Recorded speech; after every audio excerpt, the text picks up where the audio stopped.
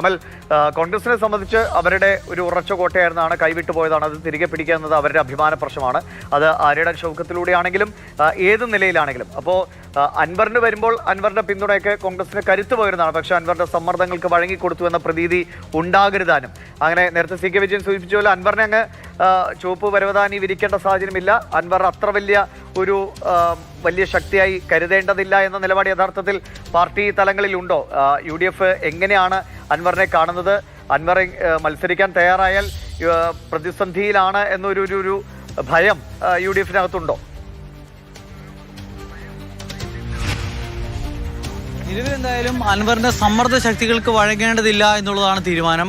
അൻവർ പറയുന്നത് അനുസരിച്ച് അൻവറിന്റെ ഫസ്റ്റ് തീരുമാനം എന്ന് പറയുന്നത്, ആദ്യ തീരുമാനം എന്ന് പറയുന്നത് VS ജോയിയെ സ്ഥാനാർത്ഥിയാക്കണം എന്നുള്ളതായിരുന്നു. പക്ഷേ ആ തീരുമാനത്തിന് വഴങ്ങിയാൽ പിന്നീട് അൻവറിന് വഴങ്ങിക്കൊടുക്കേണ്ടി വരും. അൻവർ പറയുന്നതനുസരിച്ച് മലപ്പുറത്ത് മുന്നോട്ട് പോകേണ്ടി വരും എന്നുള്ളൊരു അവസ്ഥയുണ്ടായിരുന്നു. ആ തീരുമാനത്തിന് വഴങ്ങിക്കൊടുക്കേണ്ട എന്നുള്ള നിലപാട് കോൺഗ്രസ് നേതൃത്വം എടുത്തിരിക്കുന്നു. അതുകൊണ്ടാണ് ഈ പറയുന്ന തീരുമാനം നിലവിലുണ്ടായിരിക്കുന്നത്. കൃത്യമായ കൂടിയാലോചനകൾ ഉണ്ടായിരിക്കുന്നു.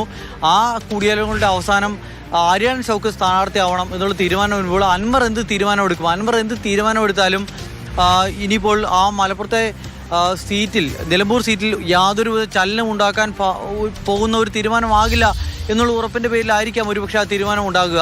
1965 മുതൽ CPMൻ്റെ കയ്യിലിരുന്നൊരു സീറ്റ് 67 മുതൽ പിന്നീട് ഇങ്ങോട്ട് ആര്യാൻ ഷൗക്കത്തിൻ്റെ കാലം തുടങ്ങിയത് മുതൽ കോൺഗ്രസിൻ്റെ കയ്യിരിക്കുന്ന ഒരു സീറ്റാണ്. ആ സീറ്റിൽ പിന്നീട് പരാജയപ്പെടുന്ന അൻവറിൻ്റെ മുന്നിൽ മാത്രമാണ്. അപ്പോൾ പിന്നെ അൻവർ ഒരു തീരുമാനമെടുക്കുമ്പോൾ അൻവർ റിബലായി മത്സരിക്കുകയാണ് എങ്കിൽ ഒരുപക്ഷെ കോൺഗ്രസിന് വലിയ പ്രത്യാഘാതമുണ്ടാക്കും. ആ തീരുമാനം കഴിഞ്ഞ ദിവസം ഒന്നും ഉണ്ടായിരുന്നില്ല. VS ജോയിയുടെ പേര് അൻവർ പറഞ്ഞിരുന്നുവെങ്കിൽ കൂടി ആരായാലും ഏത് ചെകുത്താനായാലും ഞാൻ പിന്തുണയ്ക്കും എന്നുള്ളതായിരുന്നു ഏറ്റവും ഒടുവിലെ നിലപാട്.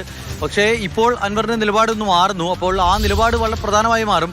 അൻവർ മത്സരിച്ചാൽ ഒരുപക്ഷെ അത് UDFന് ആ മണ്ഡലത്തിൽ വലിയ പ്രത്യാഘാതമുണ്ടാക്കും. കാരണം അൻവറിന് ഏറ്റവും കുറഞ്ഞത് അൻവറിൻ്റെ സംവിധാനം എന്ന് പറയുന്നത് ആര്യാൻ മുഹമ്മദ് ജയിക്കുന്ന ഒരു മണ്ഡലത്തിൽ ആര്യാൻ മുഹമ്മദിനെ തോൽപ്പിക്കുന്നത് ചെറിയ വോട്ടുകൾക്കാണെങ്കിൽ കൂടി പിന്നീട് ഈ പറയുന്ന ആര്യാൻ ഷൗക്കത്തിനെയും തോൽപ്പിച്ച് പിന്നീട് VV പ്രകാശ് എന്ന് പറയുന്ന ആ ജില്ലയിലെ ഏറ്റവും വലിയ ശക്തനായ DCCയുടെ അധ്യക്ഷനെയും തോൽപ്പിച്ചാണ് PV അൻവർ വരുന്നത്. അപ്പോൾ അങ്ങനെ ചെറുതാക്കി കാണാൻ കഴിയില്ല. അങ്ങനെ ഒരു തീരുമാനം പ്രഖ്യാപിക്കുന്നുണ്ട് എങ്കിൽ ആ തീരുമാനത്തിൻ്റെ അനന്തരഫലം എന്താണെന്നറിയാൻ കാത്തിരിക്കേണ്ടി വരും.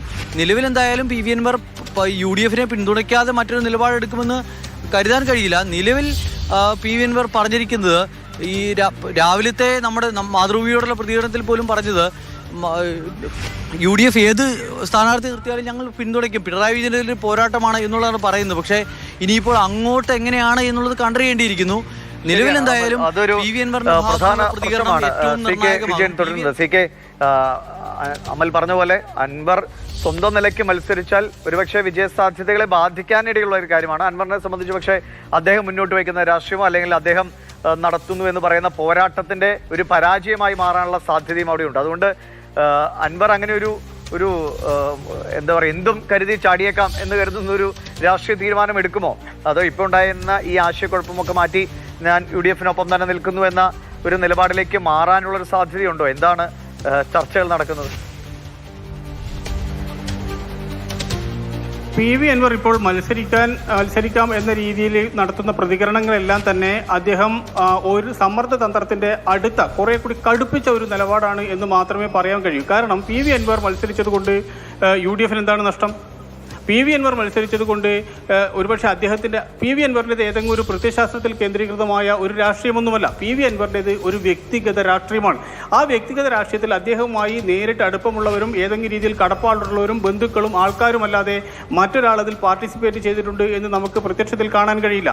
അങ്ങനെയാണെങ്കിൽ ഒരുപക്ഷെ അത് LDFിൽ കിട്ടുന്ന വോട്ടുകളായിരിക്കും കുറെ കൂടി PV അൻവറിന് വരിക. ഇതാണ് കോൺഗ്രസിന്റെ പൊതുവിലുള്ള നിരീക്ഷണം. PV അൻവർ ഒറ്റയ്ക്ക് മത്സരിച്ചു എന്നുള്ളത് കൊണ്ട് UDFിൻ്റെ അകത്ത് വലിയ മാറ്റങ്ങൾ ഉണ്ടാകും ഉണ്ടാകും, UDFന്റെ വോട്ടുകൾ PV അൻവറിലേക്ക് പോകും എന്ന ഒരു പ്രതീക്ഷയൊന്നും അല്ലെങ്കിൽ അങ്ങനെ ഒരു കണക്കുകൂട്ടലൊന്നും UDF നേതൃത്വം ഈ ചർച്ചയിലും ഉന്നയിച്ചിട്ടില്ല. അങ്ങനെ ആർക്കും അഭിപ്രായവുമില്ല. പകരം PV അൻവർ കൂടെ നിന്ന് കഴിഞ്ഞാൽ ഉണ്ടാകുന്ന ഗുണം ഒരുപക്ഷെ ഈ പിണറായിസം എന്നൊക്കെ പറഞ്ഞ് അല്ലെങ്കിൽ മുഖ്യമന്ത്രിക്കും അദ്ദേഹത്തിന്റെ മരുമകനായ പൊതുമരാമത്ത് മന്ത്രിക്കുമൊക്കെ അദ്ദേഹം നടത്തുന്ന ക്യാമ്പയിനുകൾ കുറെ കൂടി UDFന് അനുകൂലമായി വരും എന്നത് മാത്രമാണ്. അങ്ങനെ വരുമ്പോൾ കുറെ കൂടി ഒരുപക്ഷെ ഒരു പൊളിറ്റിക്സും അല്ലെങ്കിൽ അതിന് കണക്കായി ഒരു മുന്നിൽ നിർത്താവുന്ന ഒരു വെപ്പണൊക്കെ UDFന് കിട്ടും. പ്രവർത്തിക്കാൻ സജ്ജമായ ഒരു ടീമിനെയും കൂടി കൂടെ കിട്ടും. അതാണ് UDF കാണുന്ന മടങ്ങിയെത്താൻ ഇപ്പോൾ